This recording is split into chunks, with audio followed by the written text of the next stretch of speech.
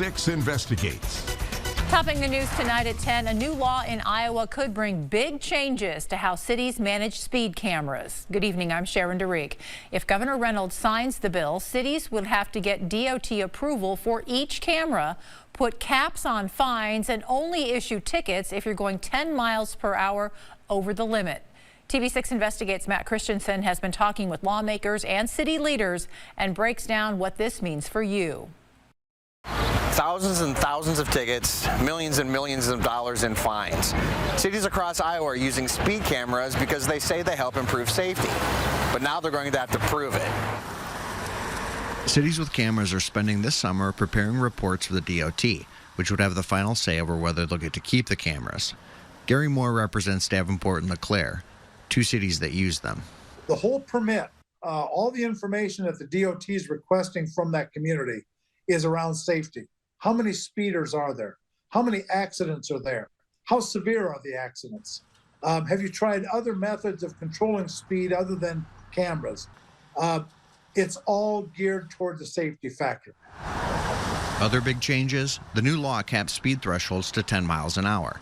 That means a driver in a 35-mile-an-hour zone would have to be caught going at least 45.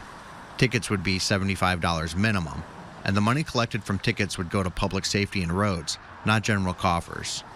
That's good news for some drivers, but bad news for certain cities. And that's because they rely on speed cameras to generate millions of dollars for their annual budgets. TV6 Investigates analyzed records for LeClaire and Davenport using the state's open records laws. We also reviewed speed camera data collected by the Legislative Services Agency, which the lawmakers used to craft the new bill. In LeClaire, the city wrote 62,229 tickets last year. Each speeding ticket cost $50, and the city collected $1.7 million. Since 2021, LeClaire has made more than $6 million in revenue from the speed cameras on Interstate 80 and Highway 67. The ACLU of Iowa calls that highway robbery. And that's not right. Everybody can understand that if you're making a public safety claim, but on the side you're also pulling in millions of dollars, that the motivations there really are pretty suspect. That was on lawmakers' minds as they were crafting the new bill. I've heard about the complaints that this is just a cash cow for communities. I hope now that we're putting in some data on requiring safety information, the people of Iowa would then know that the reason speed cameras will be approved is there is a speeding problem in that area. There are a number of accidents in that area, severe accidents, and that a speed camera is warranted. It's not simply approved to raise cash for a particular community.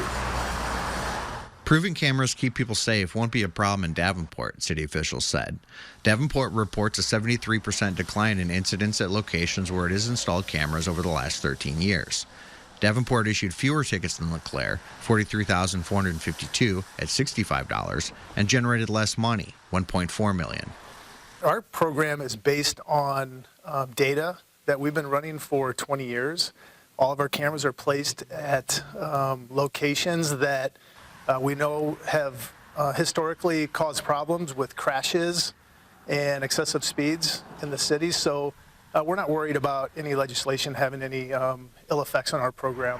Similar numbers weren't available from LeClaire. The mayor, the city administrator, and a councilman all declined to go on camera. Regardless, advocates of the bill, including the ACLU, says cities are finally being held accountable. There's no reason for a city to be swimming around in gold coins as a result of a handful of really sketchy traffic cameras. So the cities are going to be fine. I get it that they're going to lose their unlimited revenue, but it's not their money to begin with. In Davenport, Matt Christensen, TV6 Investigates.